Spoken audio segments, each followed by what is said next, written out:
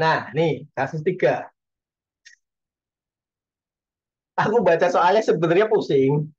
Karena banyak. Nah, ini aku tambahkan inilah materi ya. Karena banyak bacaannya gitu. Tapi sebenarnya triknya tuh simple. Kalian nggak usah baca ini. Nggak usah baca inilah ya. Bacanya nanti aja. Kalian baca aja ininya nih. Data tambahannya udah. Sama perintahnya. Buatlah laporan arus kas 2021 dengan metode tidak langsung dan metode langsung.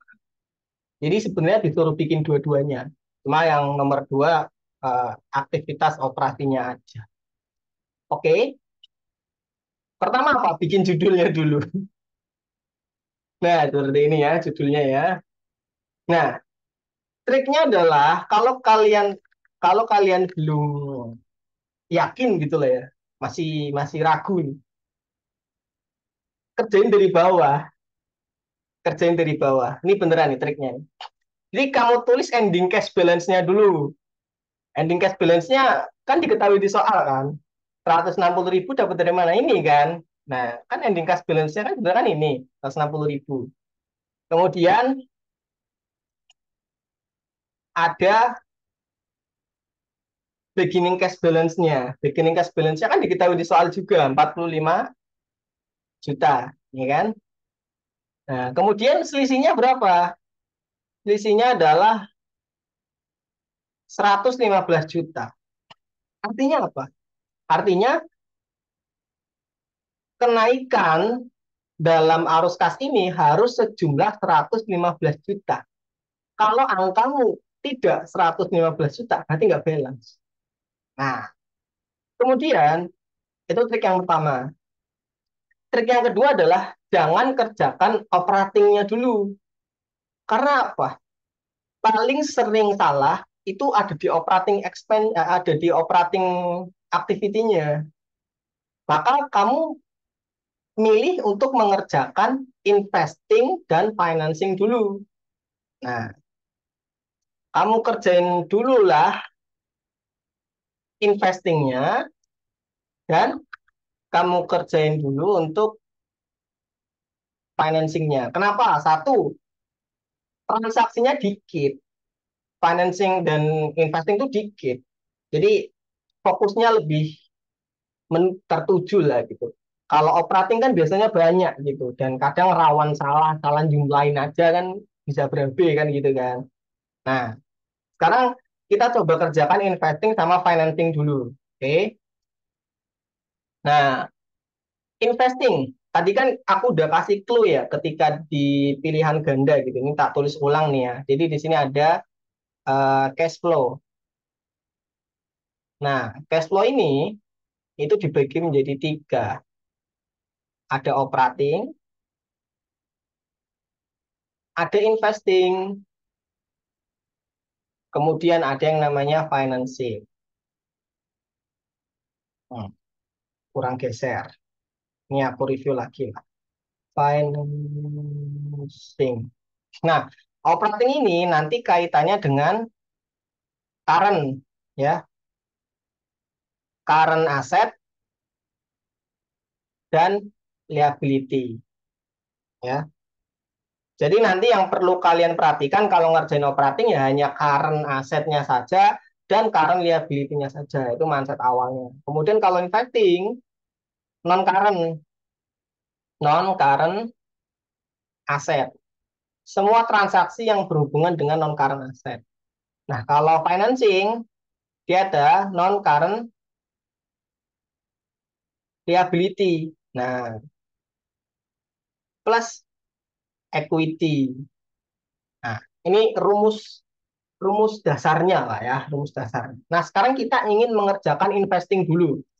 Sepakat ya, kita kerjakan investing dulu. Transaksi apa yang berkaitan dengan investing di sini? Yang pertama adalah long term investment, land, equipment, building. Nah, ini semua nih ya. Nah, saya bentar. Pulpenku. Nah, jadi dari sini sampai sini. Nah, ini kita ingin mengerjakan investing. Kemudian yang perlu kita perhatikan adalah data tambahannya. Nah, Data tambahan yang berkaitan dengan investing. Kira-kira yang mana? Ini, tahun berjalan. Ini, menjual investasi jangka panjang, peralatan, dan tanah. Kemudian gedung, hampir semuanya. Nggak apa-apa. 3 sampai 6 ini berkaitan dengan investing. Oke, sekarang analisisnya adalah gini. Kita cek dulu dari yang atas. Long term investment ini turun atau naik nih? Dari 20 ke 160. Berarti kan turun kan? Kalau turun berarti kemungkinan, ini kita hipotesis dulu nih. Kemungkinan ada penjualan dong, ya kan? Dari 200 ke 160 turun, berarti ada penjualan. Bener nggak sih? Di data tambahan ada keterangan penjualan? Oh ada. Perusahaan menjual investasi jangka panjang dengan harga 45 juta dengan memperoleh keuntungan sebesar 5 juta. Nah, pas nggak selisihnya? Selisihnya berapa? Long term investment selisihnya kan 40 juta. Nah, sedangkan di sini harga 45 memperoleh keuntungan 5 juta. Berarti kan sebenarnya investasinya tuh berkurang 40, ya kan? Behind the scene-nya tuh behind the scene ya. Behind the scene dari jurnal nomor 3. Nomor 3 ini sebenarnya kalian nggak perlu ngejurnal nih. Cuma ini supaya kalian lebih terbayang aja. Berarti kan behind the scene dari nomor 3 itu jurnalnya kan kita nerima cash. Nah, ini masih putih. Nah, kita nerima cash, kemudian kita closing investment, kemudian kita ada gain, kan gitu kan? Nah, nah cashnya 45 juta, kemudian ininya 40, kemudian ada selisih gainnya senilai sekian. Nah, kan gini kan? Ini bayangan aja gitu, bayangan. Nah, oke. Okay. Berarti clear dong. Turunnya long term investment ini akibat adanya penjualan. Nah, cash yang kita terima berapa? 45 juta. Ya udah kita catat di sini. Ada penjualan long term investment. Senilai berapa? 45 juta. Ingat ya, ini adalah cash flow. Jadi yang ditulis adalah cash yang dapat dan cash yang keluar berapa. Oke? Nah, karena ini dapat berarti positif lah ya. Inflow berarti dia. Nah, kemudian tanah. Di sini tanah naik atau turun? Ada naik 120 juta. Nah, kemudian kita ke data tambahan. Mana yang berkaitan dengan tanah? Dalam tahun berjalan, perusahaan membeli tanah seharga 120 juta dengan menerbitkan obligasi. Nah, di sini tanah tuh naik, tapi karena adanya pembelian obligasi, penerbitan obligasi. Berarti nggak ada cashnya. Sekarang kita tuh cek deh, cross check. Obligasi bener nggak sih dia naik 120 juta? Nah, kita coba cross check. Oke, make sense. Balance ya kan? Bonds payable naik 120, land naik 120. Ada cashnya nggak? Nggak ada. Berarti tidak perlu kita pertimbangkan, tidak perlu kita catat. Oke. Kemudian equipment-nya. Equipment-nya turun 100 juta. Apakah ada penjualan? Kita coba cek. Peralatan equipment dengan harga perolehan 100 juta. Oh, ada ternyata. Dan akumulasi penyusutan 40 juta dijual dengan harga 50 juta. Benar nggak sih kita cross check lah. Harga perolehan kan 100 juta, berarti dia harus turun 100 juta. Oke, benar. Kemudian di sini ada akumulasi penyusutan sebesar 40 juta. Nah, benar ya?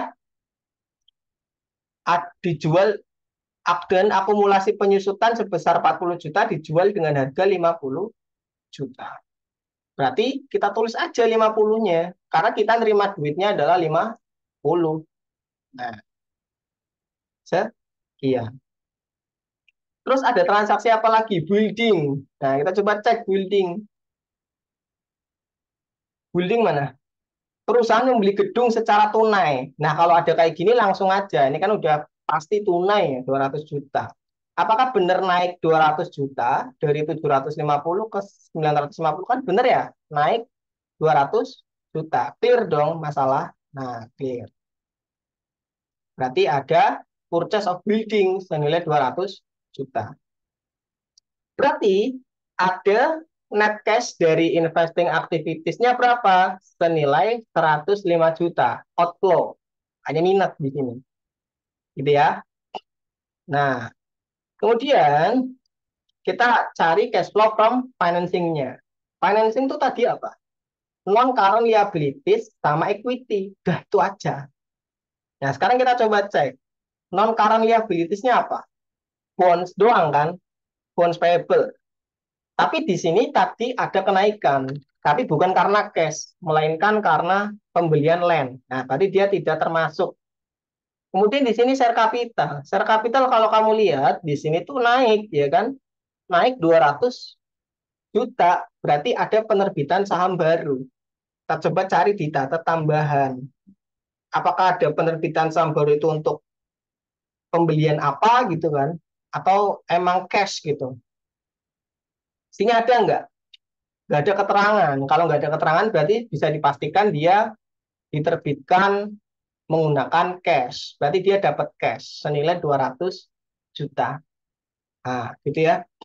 Kemudian pada tahun 2021 ada dividen. Nah, dividen ini kan kaitannya dengan share capital ya. Senilai berapa? 50 juta. Berarti ada outflow. Outflow senilai 50 juta. Payment of dividend sekian. Minus ya. Sehingga hasil akhirnya ya net cash from financing-nya adalah 150 juta. Oke. Nah, dari sini kan kamu bisa ngitung nih total total dari net cash from operatingnya berapa. Kan pakai cara mundur aja gitu. Net cash-nya sekian, berarti 115. Berarti kan kayak gini ya. Cara ngitungnya ya. Itu 115. kok ban payable-nya nggak itu kenapa Kak? Kenapa? Ban payable-nya kok nggak dimasukin itu kenapa? Mana? Yang Oh, ban bonus payable kok payable. nggak dimasukin Kenapa ke bonus payable nggak financing? dimasukin? Iya, ini nih. Poin 5, ya kan?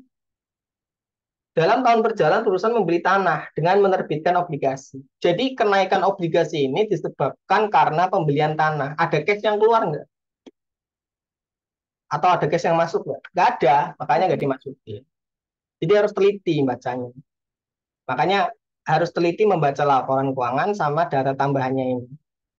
Ya, jadi kenaikan atas bonds payable ini tidak disebabkan karena penerbitan untuk cash, melainkan untuk membeli land. Nah, kaitannya di sini. Jadi land dan bonds payable kita abaikan, gitu ya. Nah, habis habis kita ngitung ini kan yang paling paling mungkin sedikit salahnya lah ya kalau kita uh, ngitung gitu ya. Oke.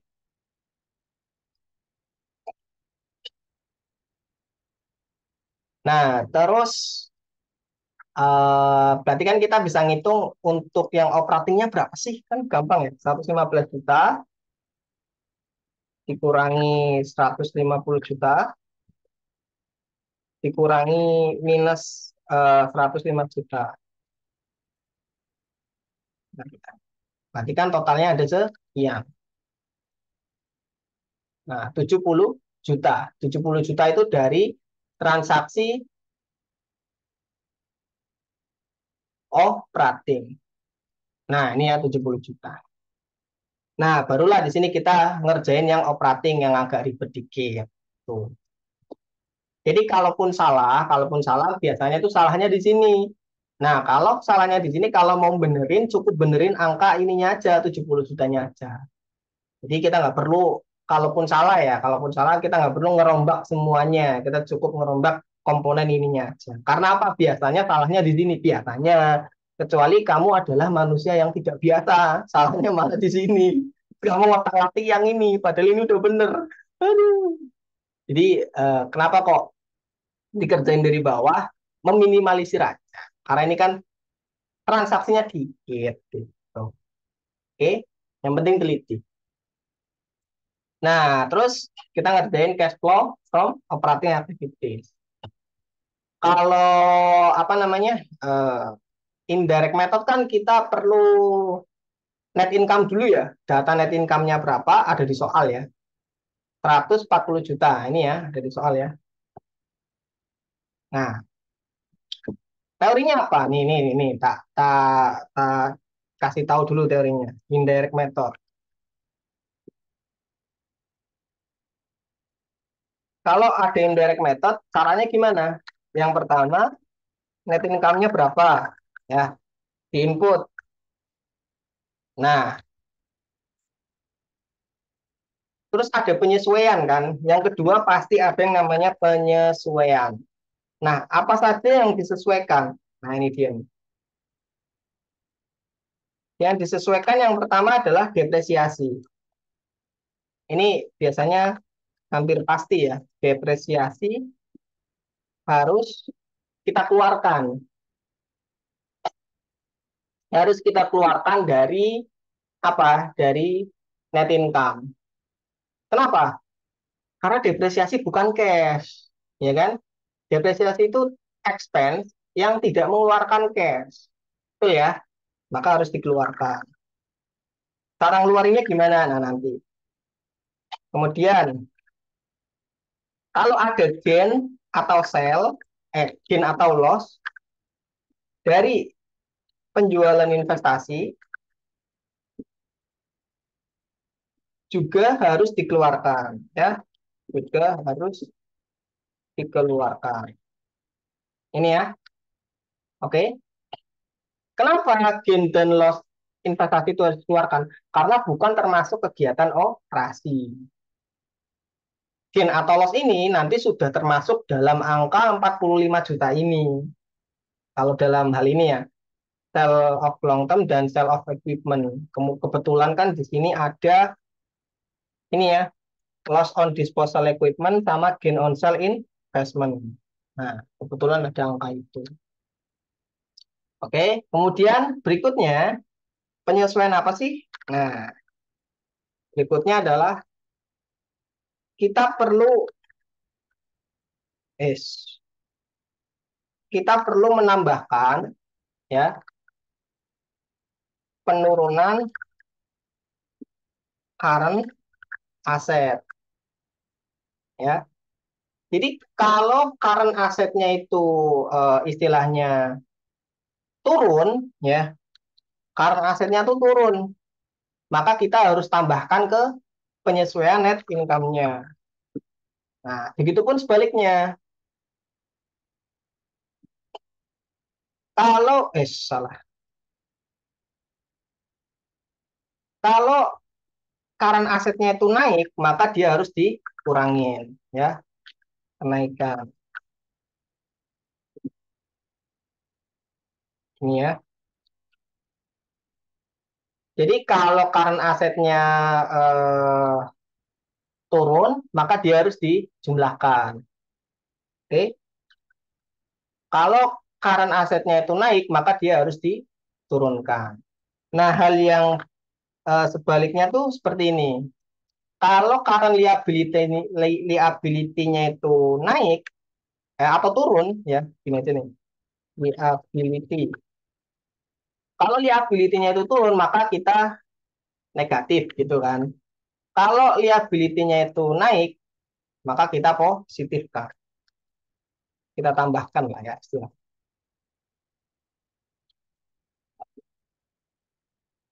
Oke, kenapa sih kalau current asetnya itu turun, justru malah ada inflow? Kenapa? Contoh deh, akun receivable. Kalau akun receivable-nya itu turun, berarti kan piutangnya turun. Berarti kan mindset kita, oh ada pelunasan piutang. Pelunasan piutang itu apa? Inflow, ada cash masuk. Contohnya lagi, misalkan inventory turun. Inventory turun, berarti kan, oh ada penjualan inventory, ada cash masuk. Gitu. Makanya kalau turun, dia akan menambah. Maksudnya itu inflow. Sebaliknya, kalau naik, misalkan inventorinya naik ternyata, oh berarti ada purchase, purchase inventory, oh berarti ada outflow.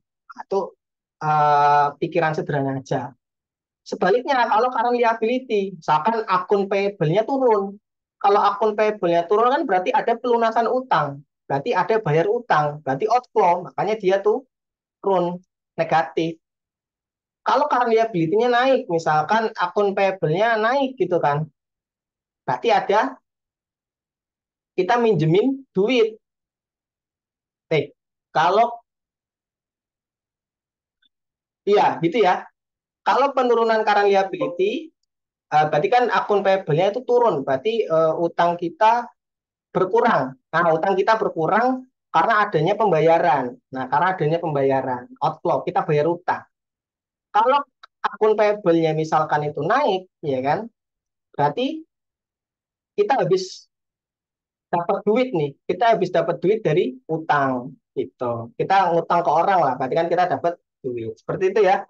Itu konsepnya. Cuma kalau pengen ngafalin, hafalin ini. Nah, tadi yang aku jelaskan tuh konsepnya. Nah, ini hafalannya, indirect method. Sekarang kita input dulu net income. Kemudian nanti ada tambahan ya, tambahan atau pengurangan. Yang pertama, depresiasi dulu kita urusin. Depresiasi ada berapa? Depresiasi ada 75 juta, ya kan? Habis ngurus depresiasi, nanti kita ngurusin loss dan gain. Oke, depresiasinya adalah 75 juta. Kemudian ada, nah depresiasi ini kan dia bukan cash ya, bukan transaksi cash, sehingga harus kita keluarkan dari net income. Caranya mengeluarkan gimana? Ya dengan kita tambahkan, karena dia itu kan expense. Kalau expense itu kan mengurangi net income logikanya nih. Sehingga kalau kita pengen mengeluarkan depreciation expense ini, maka kita harus menambahkan net income-nya. Karena akibat expense ini net income-nya makin kecil gitu kan. Makanya kalau expense-nya dikeluarkan, net income-nya harus lebih gede dong, sehingga harus ditambahkan. Loss pun sama, loss juga harus ditambahkan.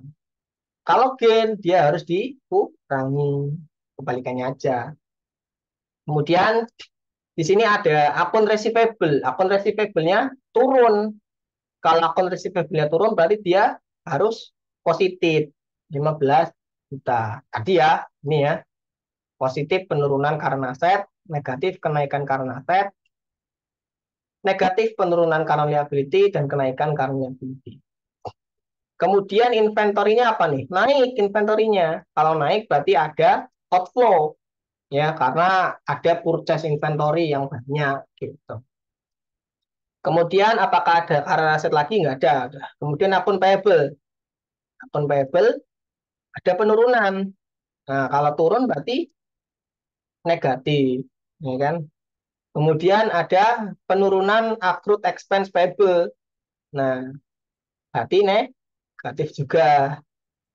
Kemudian ada apa? Interest payable. Interest payable ada kenaikan. Nah, berarti positif. Kemudian ada income tax payable. Ada naik ya positif. Nah kalau kalian udah paham ini nanti ngerjainnya bisa cepet gitu. Ngerjainnya bisa cepet. Oh ini AR-nya turun, oh berarti ditambahkan, ya kan? Oh inventory-nya naik berarti dikurangkan. Akun payable-nya turun dikurangkan. Kalau udah hafal lah ya konsep ini, cepat kalian nulisnya. Nah ini kalau kita jumlahkan hasilnya adalah 70 juta. Berarti dia balance, gitu ya.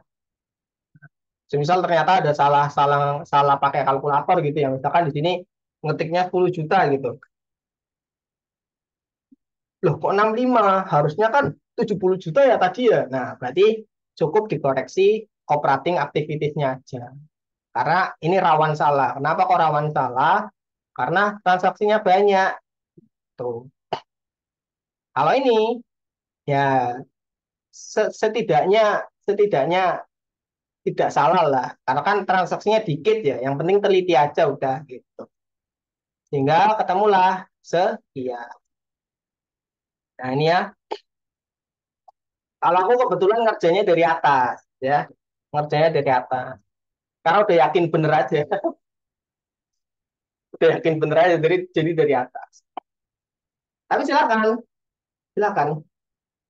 Takutnya kan kalau kalian ngerjain dari atas, ya kan, terus di sini misalkan beda, di sininya beda nih, ya, net increase balance-nya beda loh. Kok bukan 115, misalkan 120, ya kan kalian bingung ya salahnya di mana.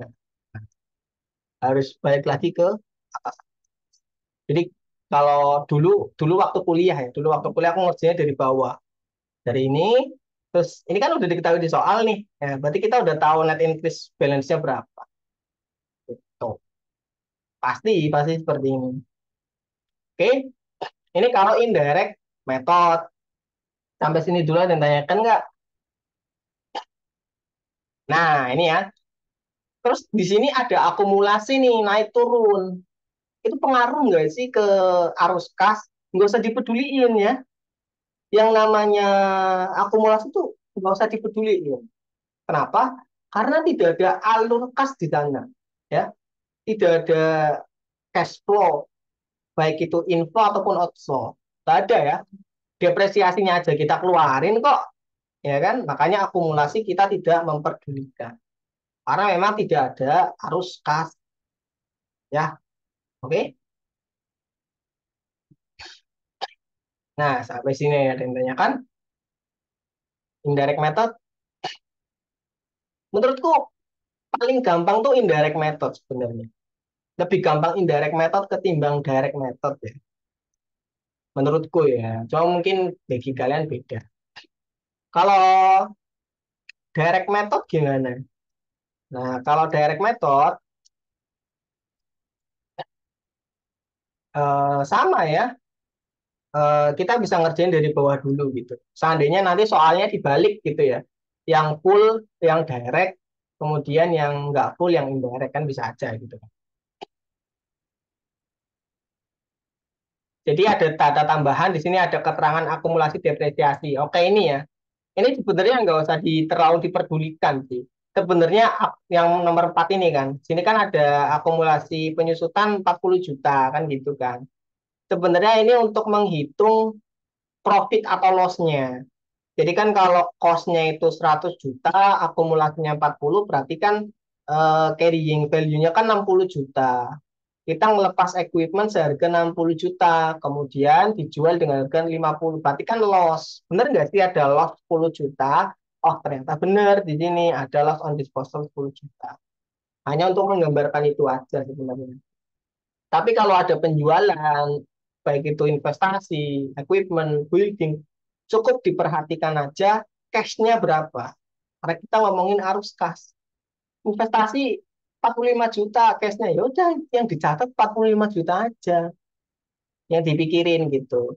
Equipment harganya 50 juta, ya udah yang dicatat 50 jutanya aja. Nah, 100 jutanya ya nggak usah terlalu dipikirin. Gitu ya. Oke. Nah, jadi kerjain dari bawah. Ini 115 ketemu, nanti ini 150 ketemu, ini 105 ketemu, nah nanti baru hasil akhirnya kan ini ya. Selisihnya aja 115 kurangi 150 kurangi minus 105 nanti ketemu angka 70 gitu ya. Next kemudian untuk direct method. Direct method tuh menurutku agak kompleks ya rumusnya ya. Ya inilah nanti kalian bisa baca lah ya. Jadi ada cash receipt from customer to supplier for operating expense, for income tax, for interest, ya kan, dan seterusnya. Nah, ini komponen yang terkait lah. Sebenarnya nggak usah ngafalin rumus, nggak apa-apa, pakai konsep, cuma nanti lama gitu ya. Jadi hafalin aja kalau mau cepat. Atau boleh-boleh buka buku kan ya. Lu udah lihat buku aja. Ya gitu ya. Boleh buka buku main enak. Dulu mah aku nggak boleh itu. Berarti kan yang pertama cash receipt from customer kan. Di sini ada sales revenue. Nah, rumusnya kan ini sales revenue plus atau minus akun receivable. Akun receivable-nya naik apa turun?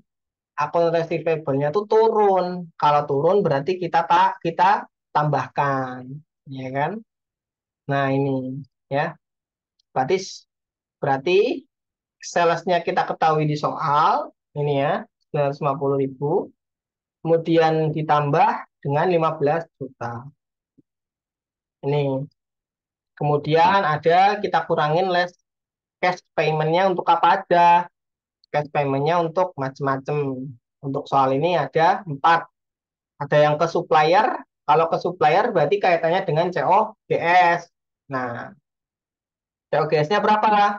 COGS-nya sekian lah ya, di soal diketahui 570 juta.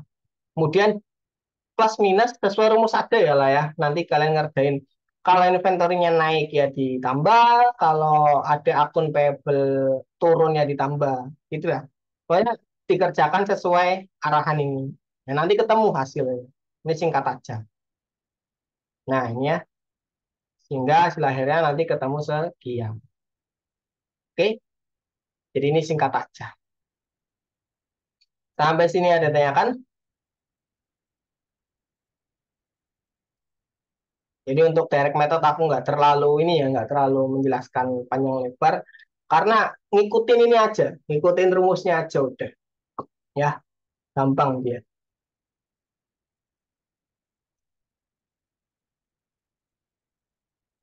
Ya, bedanya indirect sama direct itu cuma di operatingnya aja. Financing sama investingnya sama.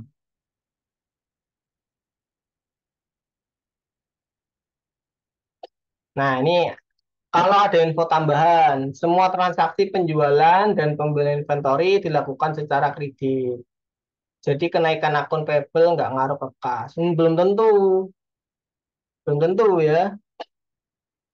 Ya kan eh, ketika ketika ngejual inventory kan kredit, tapi kan bisa aja ada pelunasan. Jadi tetap diperhitungkan ya, tetap diperhitungkan yang namanya kenaikan dan penurunan inventory ataupun akun receivable. Jadi itu pengecoh aja, lah, pengecoh soal aja. Tetap pakai kayak gini ya. Jadi statement seperti itu hanya mengecoh. Kalau di soal ada kalimat semua transaksi penjualan dan pembelian dilakukan secara kredit ya bodoh amat kan secara kredit pun harus tetap harus dilunasin gitu kan dan ketika ada pelunasan kan ada cash flow kan gitu ya logikanya. Oke.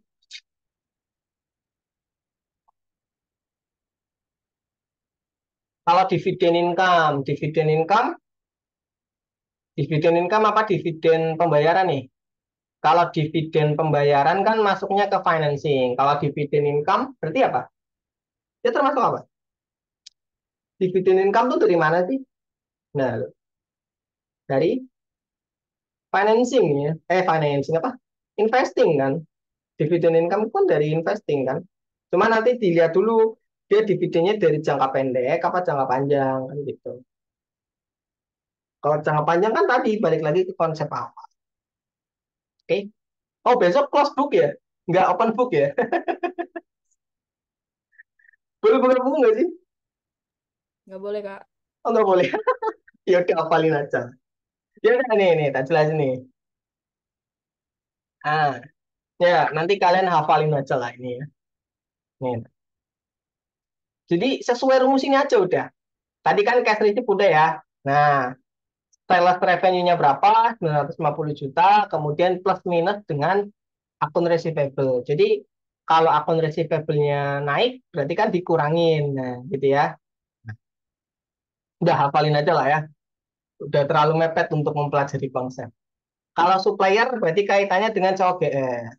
Ya, COGS. COGS itu kan ada kaitannya dengan inventory. Inventory itu urusannya dengan si supplier, kemudian akun payable juga supplier juga kan. Nah, oke. Kalau inventory-nya naik ya kita positifkan, kalau akun payable-nya apa ya kita sesuaikan aja. Nah, kebetulan di sini COGS-nya berapa? COGS-nya 570 juta. Kemudian di sini ada inventory-nya apa? Naik, inventory-nya naik. Berarti plus ya, positif. Nah, akun payable-nya turun. Kalau akun payable-nya turun berarti positif, positif juga. Hasilnya sekian. Untuk operating expense ada nih diketahui 132 juta datanya. Kemudian ditambahkan dengan tambah atau kurangin nih. Accrued expense-nya apa nih? Accrued expense-nya turun. Kalau accrued expense-nya turun berarti ditambahkan. Ya. Interest expense. Nah, kebetulan di sini interest expense di buku nggak ada rumusnya, ya, nggak ada rumusnya. Tapi konsepnya sama seperti income tax expense. Jadi sama seperti rumus ini nih yang aku gerakin nih ya. Bisa pakai rumus itu. Tinggal dirubah kalimatnya aja. Berarti kan income tax expense diganti dengan interest expense, gitu kan. Interest expense-nya berapa sih? 10 juta. Kemudian ada interest payable-nya naik, ya. Naik 2 juta. Berarti kalau naik apa nih? Naik berarti dikurangin. Nah, dikurangin 2 juta. Gitu ya. Income tax juga sama rumusnya. Income tax-nya berapa? 18 juta, diketahui di soal ya. Kemudian dikurangin dengan selisihnya. Karena ada kenaikan. Oke, ketemulah angka sekian. Nah, nanti cash yang diterima dikurangi dengan cash yang dibayarkan atau payment cash-nya. Selisihnya adalah 70 juta. Nah, ini sama. Baik kita menggunakan direct maupun menggunakan non indirect. Nah, mungkin pertanyaan-pertanyaan kayak gini di nanti mau aku jelasin tapi takut pusing. Kalau payable turun kenapa ditambah? Kalau payable turun kenapa ditambah? Iya kan? Kan payable-nya turun nih. Kalau payable turun kan berarti kan ada pembayaran utang. Iya kan? Tadi konsep penjelasan awal. Berarti kan utang kita berkurang. Kenapa sih kok utang kita berkurang? Karena ada pelunasan. Pelunasan tuh bayarnya pakai apa? Pakai cash. Maka cash payment-nya akan bertambah. Akan makin banyak cash payment-nya. Makanya jadi tambah. Gitu ya, logika-logika kayak gitu tuh. Nah, oke, ini indirect, yang bawah direct. Sama ya caranya. Sama caranya. Hasilnya sama, caranya beda. Sampai sini, ada yang tanyakan? Kita nyambung dulu lah ke kasus 4. Gimana? Cukup ya? Next, kita ke kasus 4.